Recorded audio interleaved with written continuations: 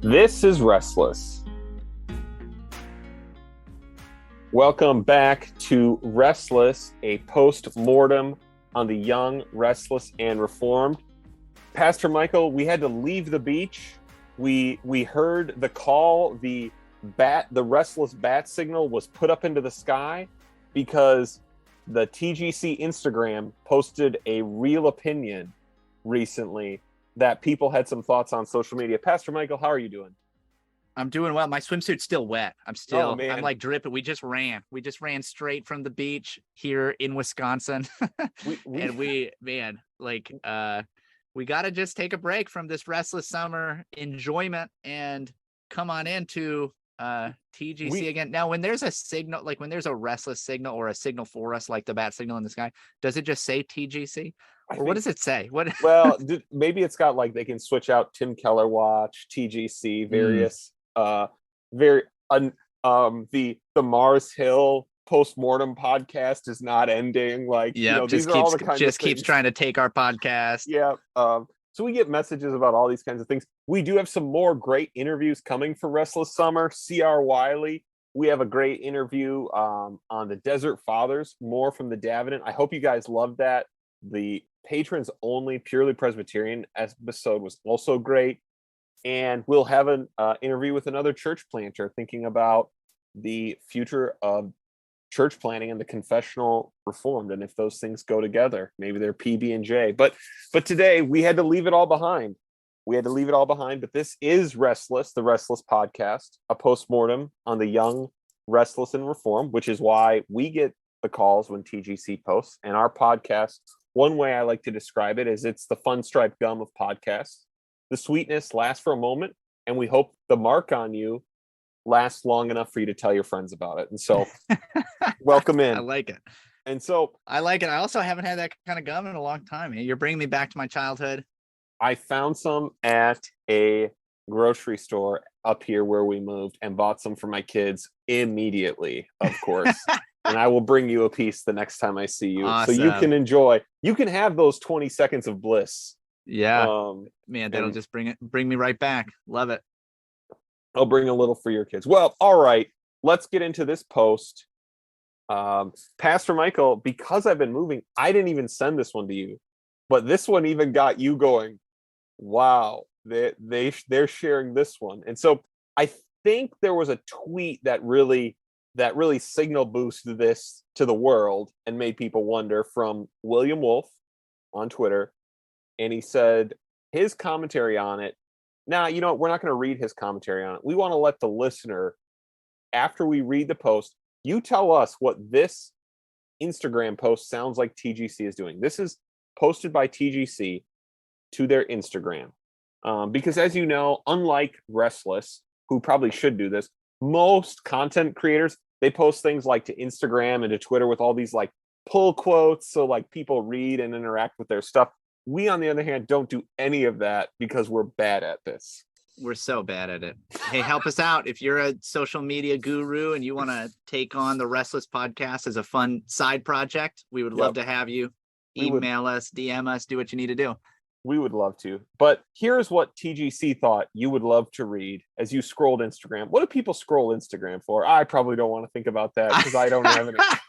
Memes. This is a family-friendly podcast. That's the answer, is memes. That's the only thing I like on those kinds of websites. So you're scrolling. I don't know that I've ever used Instagram. I've gone on to post for our farm page, and I've gone on, I think, a couple times for Restless. I don't think I've been on Instagram except for that. So there are some good memes there, and that's about it. But here is what TGC interrupted your meme feed with. Every culture and nation must find consent in public ethics, specifically on what is prohibited, permitted, and promoted for the common good. True toleration must include living peaceably with deep differences. Most Western nations have extended marital status arrangements to arrangements other than heterosexual monogamy. The wise Christian will affirm the legal right of consenting adults to order their lives without fear. Yet that right does not entail affirming the goodness of these arrangements. Believers can be good neighbors to all while diverging on some moral issues. Listener, what does it sound like? This is the question for you, listener. We'll give you a second to think about it. What does it sound like TGC has just done with this post? You think about that. You let us know on Twitter what you thought when you saw this. Yeah, what are they trying to do? What are they Right, trying what's to the even purpose? say? Yep. So, Pastor Michael, why don't you tell us your opinion of, you don't have to tell everyone what you sent to me immediately after they said this, but why I don't don't you remember what I sent you, but why don't you might want to look and then you can decide if you oh want yeah. to throw that down to the world. Yeah, I don't know if I'll say that here yet. Maybe we'll get into it, but maybe we'll get into it someday, especially for, by the way, on the patron feed. I promise you we will get into it.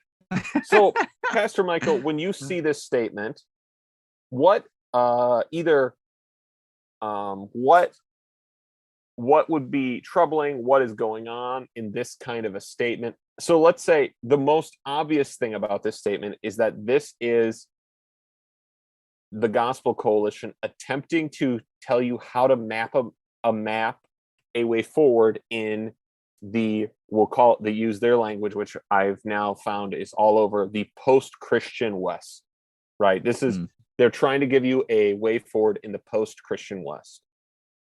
Yeah, and I mean the reality is that is where we're at, right? I mean the West is very much and so the fact that it's fine, good, good to try to Christians understand how we're to do that. The tactic that they are taking seems to be the tactic of what will allow the least possible resistance, or like what will make it the easiest for us to not get in trouble with the kind of current ruling worldview. And now, like, to their credit, I mean, they say, right, hey, we can't endorse the goodness of these arrangements, right?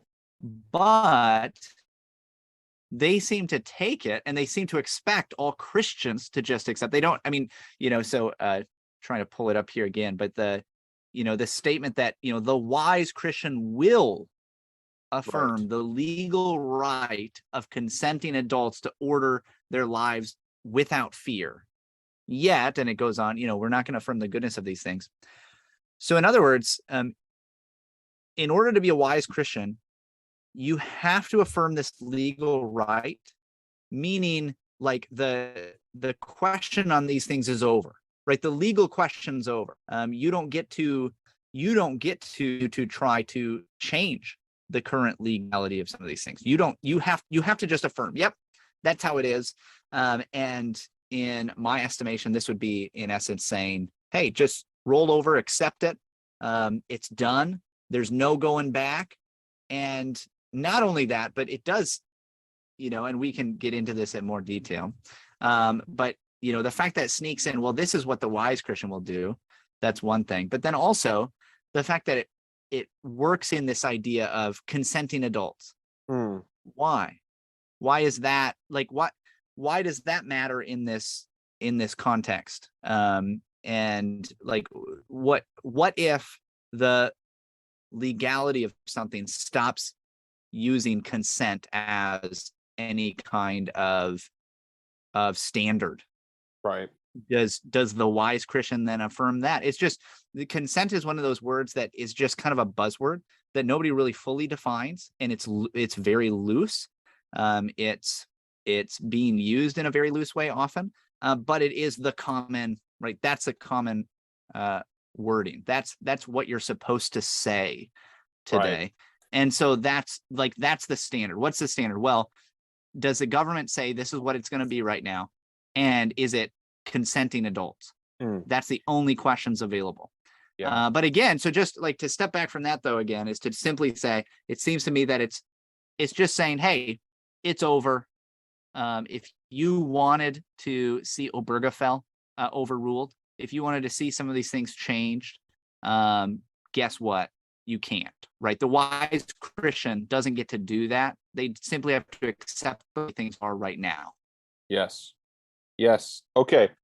So let me actually, on this issue of consent, this is a little side trail just because I want to give a tip of the hat to Tim Keller, because that's, sometimes we give tip of the hats here before we go into this tweet or this post that TGC created, this very real opinion they created.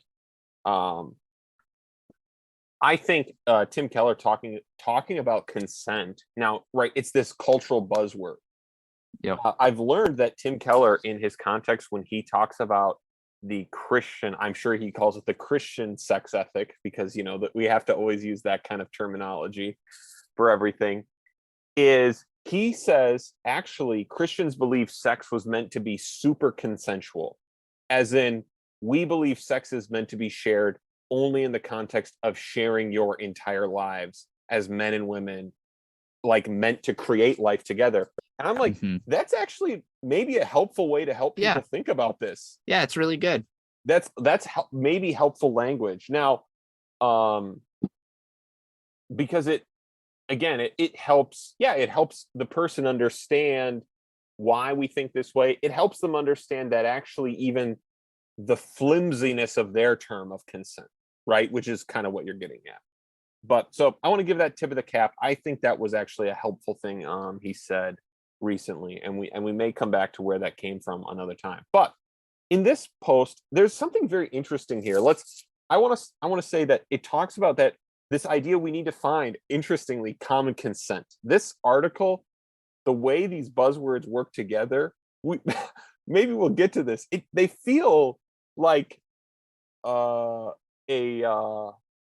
word populator may have been used, but you mean like some kind of AI? Not yet. Well, no, of course not. But they're talking. But I was actually just reading because of the position, one of the positions I was taking. I was reading something about secularism, like and the modern secular age we're in.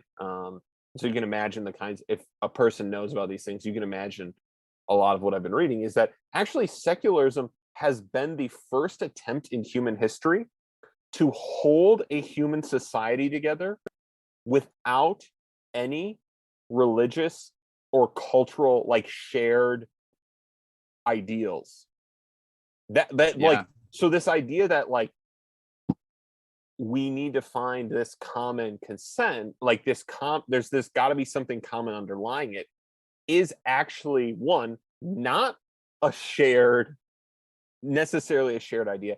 Two, what it says is the shared view of the common good.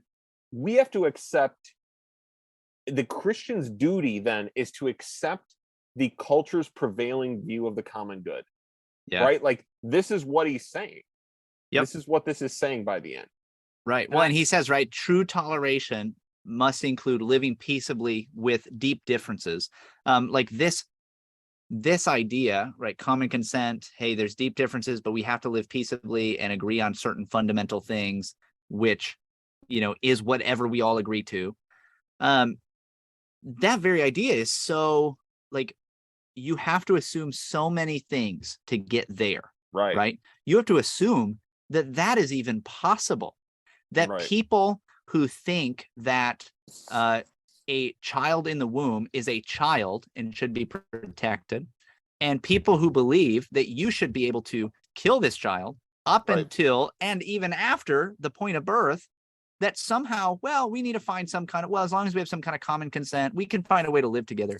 Like, I don't think that there is any point in history, probably before, at least pretty recent history, where people thought, oh yeah, that's definitely possible. Like, it's possible for people who are radically opposed on religious grounds to govern together. The very idea of pluralism is, like, I think that this is like you said, this is a new experiment historically. Right. And the idea that this obviously can just work, that we're just accepting this, I just don't think I think it's maybe even objectively you're able to say it doesn't work. Yep. I mean, it's not working. It's not continuing. Yep. And here's, you actually bring up one of the things I wanted to say about this. This is the argument that I don't know, I don't want to insult your friend who used to talk this way. This is the way your inconsistent friend actually used to talk on abortion. This is well, now I would personally never get an abortion, but I would never tell someone what their right to do is, what they should do on this issue. This is taking that issue to marriage and other cultural issues. And and my question is, everyone listening here probably recognizes that was wrong with abortion because a fundamental moral issue was at stake. Right? A fundamental moral issue was at stake. Isn't the same, like, it perhaps is not to the same degree, because there isn't murder right at stake, but adultery is at stake. Dissolution of marriage is at stake. So I don't know that the Christian view gets to be, well, I personally would never do this, but it's not my place to, like, I have to affirm your right. Like, this is like, it is my Christian duty to say it's your right to do that. Like, even that's what the wise Christian will do. Right. Even if, like, what you're saying is, like, on a practical level, yes, legally you can do that in this country. Right? Like, this is that argument being resurrected to defend gay marriage. Or how many people? Because again, they wisely did not add any number to the number of consenting adults here. Because that what makes two, why would, what's two people consenting adults? Right. Yeah, affirm it, right. The wise Christian must affirm the right of consenting adults to order their lives without fear. That also isn't just an interesting line, that it adds without fear. Well, what do you mean by that? Because it's not possible, actually, for two people to rebel drastically against God and say, well, they're never going to have to fear. Right. Well, they should fear, right? They should fear a holy God who they are mocking, right? Both mocking his creation, mocking his design in marriage. Like that is something that you should fear. Should fear the reality that he has established certain creation ordinances like marriage, that when these things dissolve or are redefined, it inevitably leads to absolute social chaos. Like, you can't get around that, and so this idea that, well, we're just going to agree to disagree and just kind of make this work, that breaks down really fast. It breaks down really fast. Also, hey, well, we're going to agree to disagree. Okay, well then what does that look like then in, say, the training up of children? Do we teach the kids, hey, it's okay to disagree? Well, they dare I say that, like, the anti-Christian position on this front, right? The secularist position is not, well, we're just going to agree to disagree. It's not, well, we'll just kind of, hey, we'll just teach, hey, there are different values in this country, and we all have different ideas about what people should or shouldn't do, and that's okay. Well, that's not how it is. It's, you are very likely not, for long anyway, depending on where you live in this country, you may not be allowed to teach your own children that some of these things are not good, even as this article says. And so the idea that, like, well, societally, we can all come to this common consent, I don't think it's accurate. I do, by the way, believe that there's ways in which we can come to some kind of common consent. But I think what people try to do today is we're trying to do that, right, without, there can be no kind of, without any kind of religious overlap, without any kind of of, actual like fundamental worldview issues being the same, we can come together over policy issues. I don't think that that's right. Now, could we say, hey, we've got Lutherans and the Reformed, and we've got some Roman Catholics, and they all have deep disagreements, but they share the same state, and they have to figure out some way to, run things together. This is basically what was happening at the founding of the country, right? This was the very idea of why state churches or, a federalized church was not to be established, because there were many different Christian religious traditions that were, in different places, and we were all trying to say, hey, we can all get along in certain ways, right? We can work together.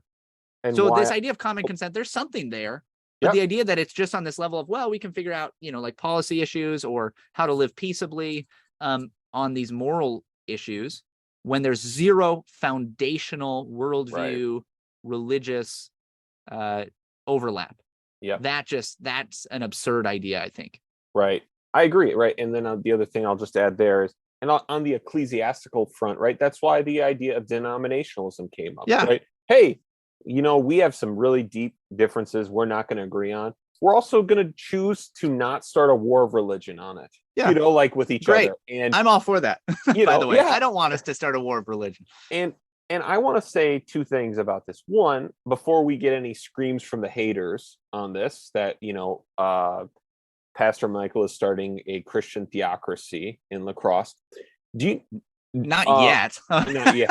What I want to say is what this post thinks you're doing is you're conflating the idea of a required moral position in how you deal with individual people. Yeah. That's the two things that are going on in this, and it's asking you to just make those the same, right? You have neighbors that are in a gay relationship. So this would preclude you from talking to them and attempting to befriend them and evangelize them. No, right? No, it would not. Or water, right. But there's a conflation on a fundamental worldview belief level we should be doing is different. And again, this is the same kind of thing that was done with abortion. Oh, so you're saying you oppose abortion in all cases. So if a woman came to your church and said, I had an abortion, so I guess you would never help her. Right. Oh, no, that's not what no. Right. These aren't the same thing. Right. This conflation is a logical just error. That's all it is. Yeah. And yes. And so I think here's one analogy I'll give to it, and then I will talk about this idea of consent in a different way, which I think is actually a bit of an insanity, right? I remember all the places in the New Testament where Paul, so this is my first, I'll give two biblical problems with this point of view, because I think we need the Bible here. I remember Paul going out into the Roman world and saying, I affirm everyone's legal right to worship the gods of these nations. And this is what the Roman Empire has consented to. But, I personally am only going to worship God. Right. Now, does my analogy fall apart? Only if you're saying what we're insisting on is a national policy change, which isn't really what we're even talking about right now. Right. Which is different. And it is notable that Christians pretty quickly got rid of the laws outlawing Christianity in these nations, right, when they were in these places. But right, that is not Paul's view, because again, something being legally right doesn't make it right or something I should want to tolerate. Right? Like the state may be even doing its role appropriately, right? Let's say it was even correct to allow idolatry to exist in Rome. Well, it's not really my job to help that, to insist that idolatry continues in Rome, right? Yeah. Even And if nor that, is it wise, right? Like right, this nor is it idea, wise. this is so often done, right, in the name of, well, we really want to like love our neighbor, right? Well, to love your neighbor, we need to live peaceably, which means we need to give in and acquiesce on historic Christian ideals. But that's not true, right?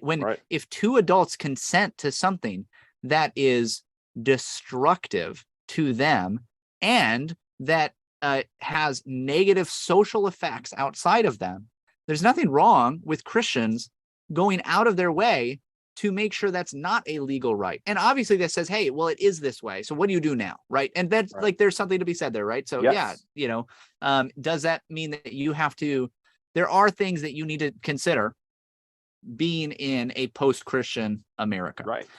But that doesn't mean that we have to say, well, things are just going to stay this way. This is just the way things are. But that's the feel I get from this, right? The feel I get from this is, well, kind of toss in the towel. I know, in the last couple decades, there's been some, legal uprising by Christians or others, or the church has supported, referendums that would, continue to keep gay marriage illegal or something. And that's, since we're past that, since we're past Obergefell, well, therefore, it's over. Right. Well, what about, let's take the example of like Roe versus Wade, like on the legal rights issue. Right. Okay, well, abortion was a legal right. Okay. So I will say, gay marriage is a legal right in this. It was established in this country the same way Roe was, via a Supreme Court decision. Yeah. So they were made. So whatever legitimacy or illegitimacy, like that, how that law became established. Yep. They were established the same way. After even states like California, right, voted a majority to keep it illegal. By the way. Yep. And I think that's probably changed, right? As far as for cultural opinion, I think that's changed since then. But that's just important to remember. Like, so this is very similar in many ways to the Roe v. Wade decision. If Christians were told after Roe v. Wade, which I'm sure they were, I'm sure some were, right? I'm sure that some were kind of like, well, toss in the towel, give it up. Why are you fighting to overturn these things? This is the legal right that people have, and you just have to live with it now. That's again, that's how this, maybe that's not what they're trying to get across, but that sure is what it seems like.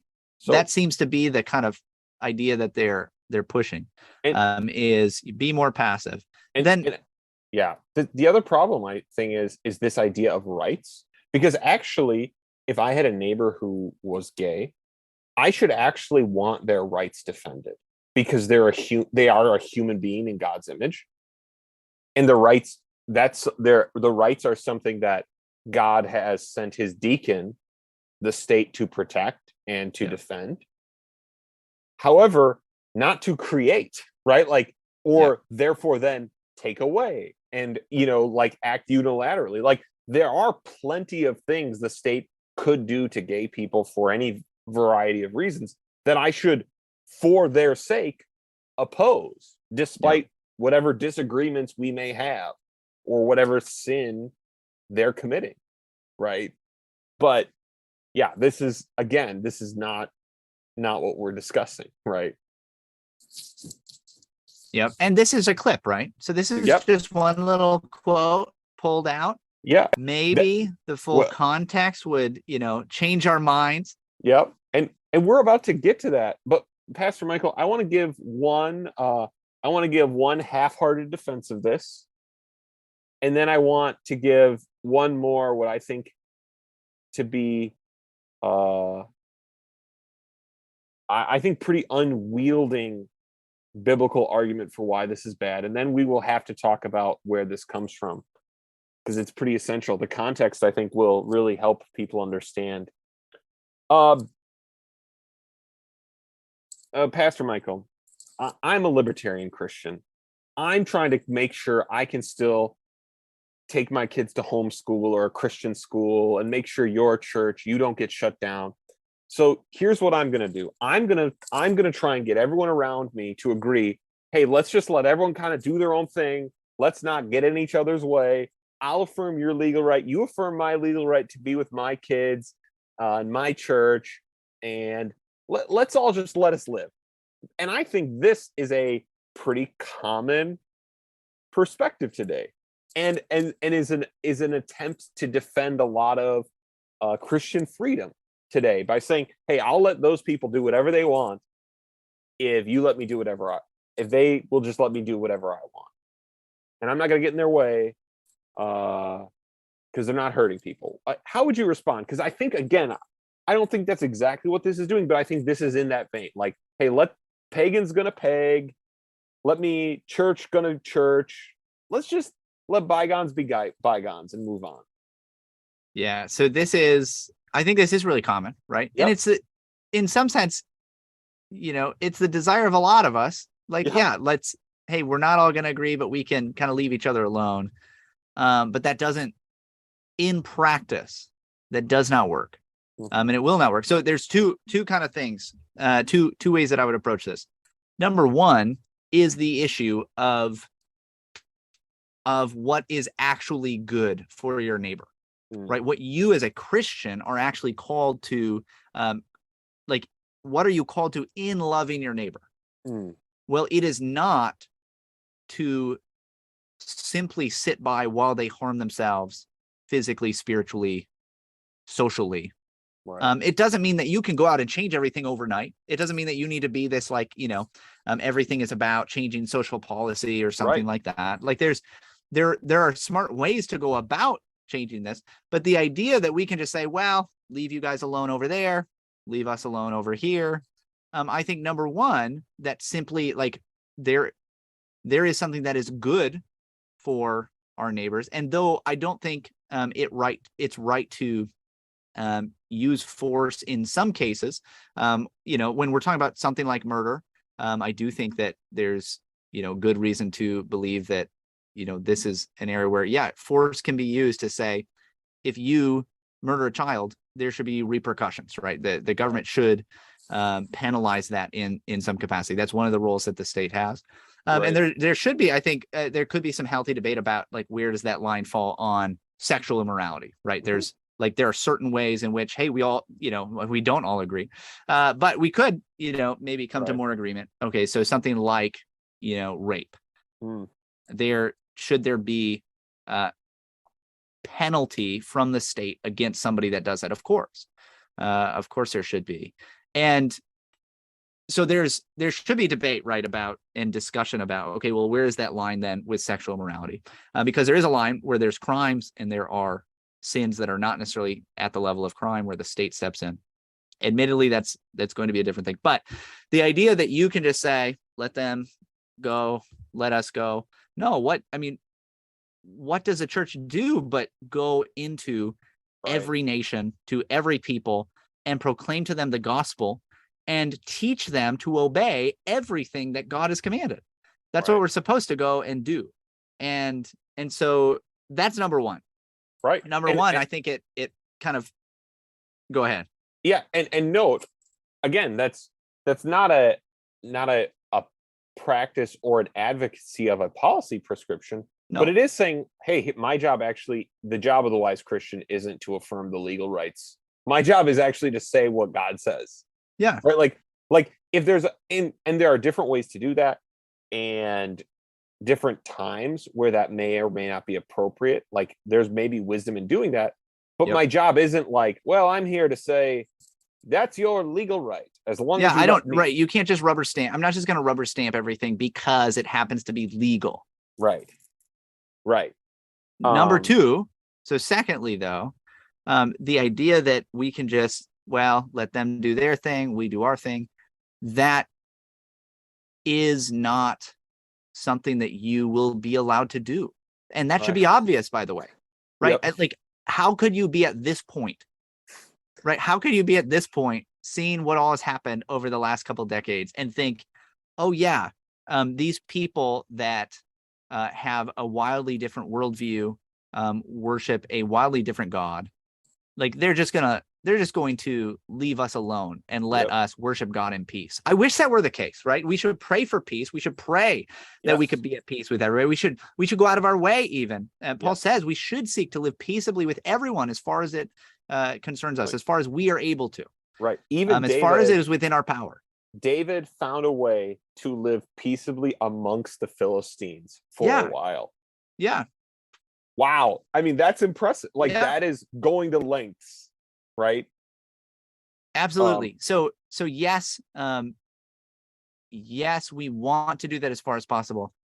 We are in a time where you can't do that, right? Like, or increasingly you can't do that, where every area of your life, this idea of kind of various kinds of sexual morality are being imposed upon you.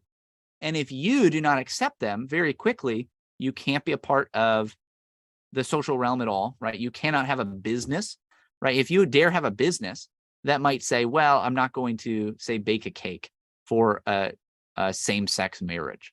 I'm going to sell cakes to people who are homosexual. I'm going to at times hire people who are homosexual to work for me. But I can't, in good conscience, decorate a cake that's going to be used in celebration of something that I believe is an abomination before God, that he has said is not right. Okay, well, guess what? You have to lose your business, right? You probably should go to jail. That's where we're at. Because if anything, that's what it means to be in a post-Christian society. That the things that were like acceptable at one point, expected, and then were acceptable. Oh yeah, that's a Christian opinion. A little backwards, but whatever. That's gone, right? That's exactly what it means to be in a post-Christian society. That's right. But that's right. Yeah, this idea. So this again, it assumes this kind of secular, like, pluralism. Right. Hey, we're all going to find a way to get along, and there can be a little piece for Christians in there. There can't be. Right. Well, what's interesting is I was reading a book. It's a book by Leslie Newbegin, and our listeners may have opinions about him. But right, so he came back to the U.S. The West specifically, and found it pluralistic. He's a longtime missionary and was like, wow, things are way different than when I left. Now, so he died in the late 90s. So right, he spent a long time overseas. And so he kind of started writing about what does it mean for us to start doing evangelism, right? Discipling in a pluralistic society, right?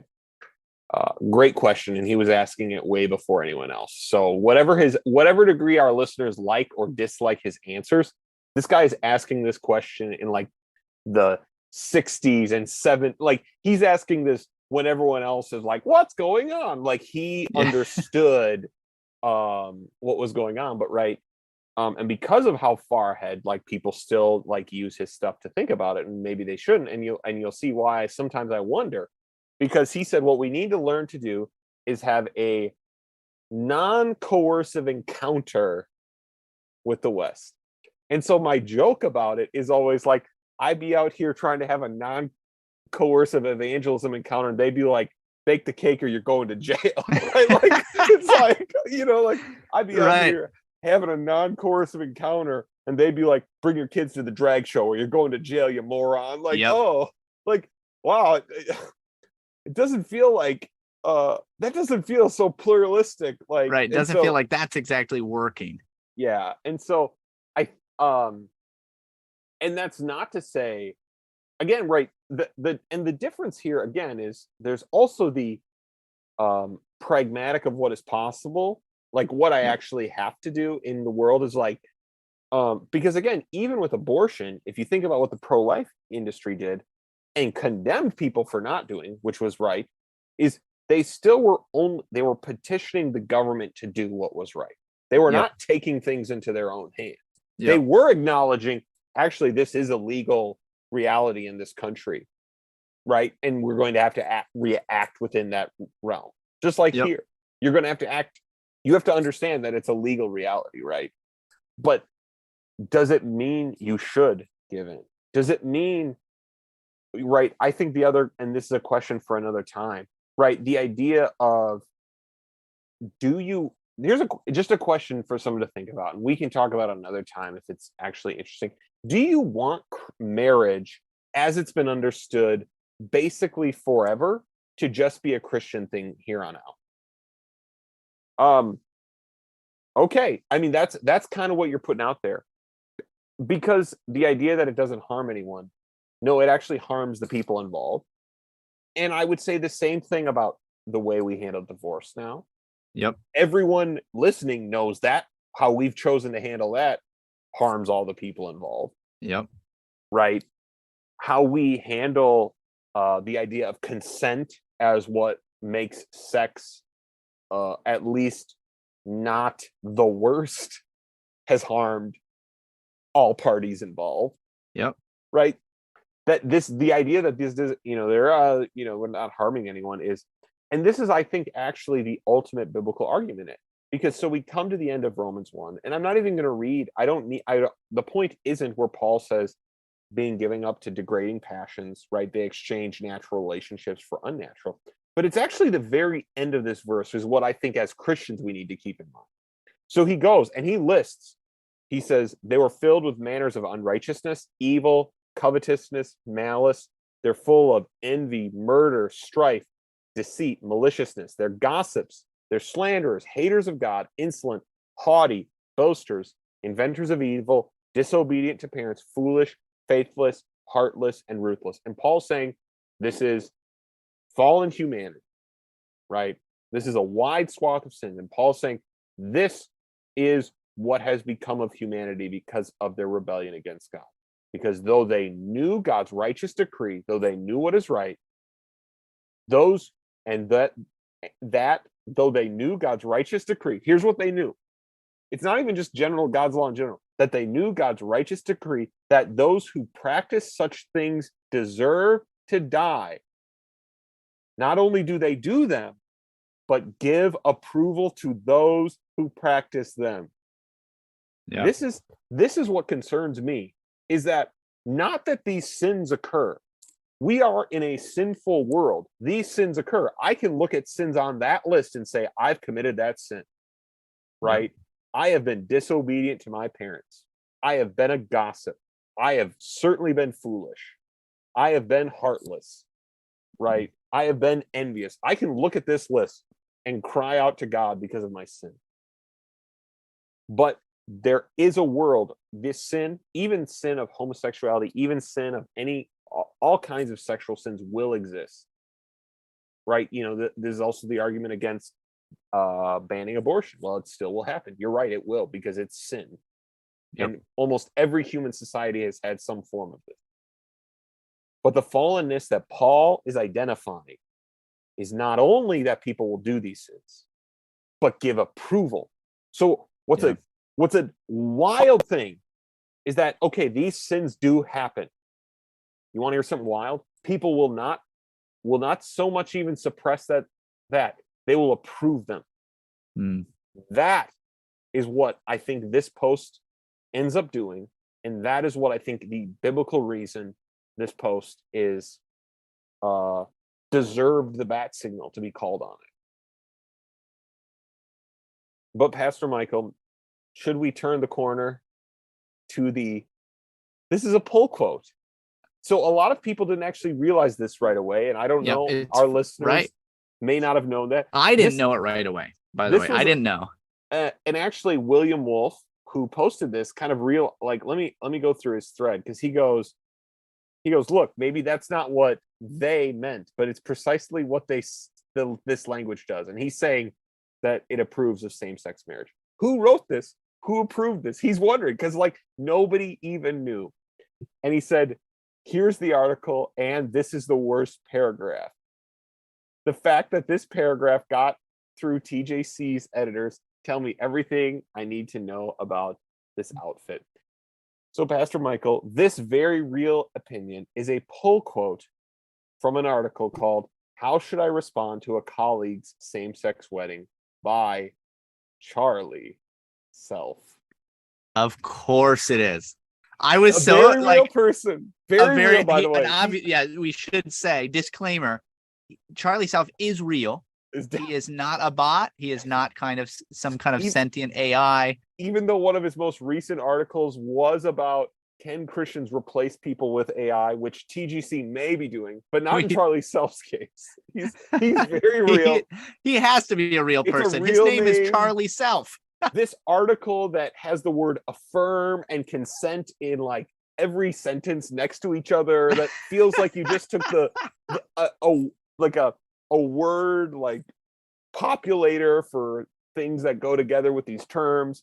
Definitely real. Charlie Self is not a bot. TGC is not a dead website that is completely run by bots. And Trevin Wax also is a very real person. Trevin Wax. Yep. Trevin Wax is real. Charlie Self, I think we will get you on the show someday because that's how real I know you are. You're up for the conversation. Now, Pastor Michael, for our patrons, I was shocked by this. I was shocked when you were. said this to me. Well, I shouldn't have been shocked, but like I just of course, this ended up being Charlie Self because that is the providential world that we live in. By the way, where of course having this podcast, knowing of Charlie Self, this would be something that gets put out. I want everyone to go to the article and here's Charlie Self's bio. Pastor Michael, are you ready for this? It's going to be a very real bio. It feels very real. You know, these are normally like a paragraph long, like where they live, different things. Here's Charlie Self's. Charlie Self is a pastor, professor, author, and speaker. The end. The end. Also, if you go to his Twitter, seems super like a real person interacting a lot, and it's not just sharing of articles. How to respond to a colleague warning row. How should a Christian handle being sued? Should an employee ask for health insurance? All things I know people are writing TGC to get their opinions on from Charlie Self, no doubt. A real guy, an important guy. His name's Charlie. Right. That's right. How could a guy named Charlie not be real? Charlie, not a name that is like so common, and a last name like Self that doesn't feel like you got it from an AI. But also definitely not an AI generated picture of him. Yep. Not just the most generic looking older professional man possible. That like if I were to be like, hey, is this an accountant or a pastor? You'd be like, I don't know either. Is this a business owner or a plumber dressed for church? I don't know either. Is this guy retired? Is he? I don't know either. Charlie Self is all of us. All of us. Charlie Self is all of us. So, Pastor Michael, there's another thing. So I want to say for our patrons, we're going to go through this advice article in a moment, and we're going to discuss what we think was good and bad. I will say this paragraph is by far the worst part of this article. A bunch of this other part of the article is fine. Why is the pull quote? Now, this article is also a year old as a sidebar. Another interesting thing that this really? Posted, oh, yeah. Oh, this is from June of 2021. So they reposted it? They repost the quote, also without attribution to Charlie Self. And since Charlie Self is a real person, I would be very upset I was not being given a proper accreditation. Like, now, again, unless he's a robot that TGC owns, like then, what is he going to do? Like, there's not much. They can just use his stuff however they want, like Dolly 2 pictures. But so why does this get to how do you pull the worst quote? And the thing is unless this article is basically written for the sake of finding a way to affirm same-sex marriage along the way. It seems like it's trying to move in that direction. So right? that it's trying to at least pacify any kind of resistance, any kind of political and legal resistance that Christians might try to put up. This seems to be, hey, let's try to put the kibosh on that. Yes. Christian, we love you. We are going to go talk to our patrons. God has not called you to approve of anything he doesn't love. Right, one of our people in our chat channel shared this great quote from Rosaria Butterfield after she saw this quote, and she shared this statement: when we advocate for laws and policies that bless relationships that God calls sin, we are acting as though we think ourselves more merciful than God. And this reminds me of the C.S. Lewis quote, which is famous for, the hardness of God is more merciful than the softness of Mm. There's many difficulties coming ahead of us in a post-Christian time. But God is not ever going to call us to approve of what he has called wrong, what he's called evil, what he's called bad. And again, God does not even conflate that in his self with loving sinners who do that.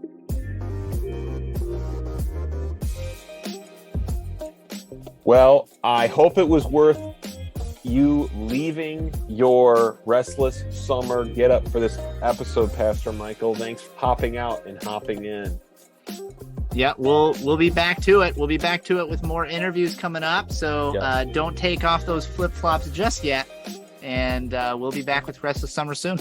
Join us next week where we will get our interview with C.R. Wiley posted.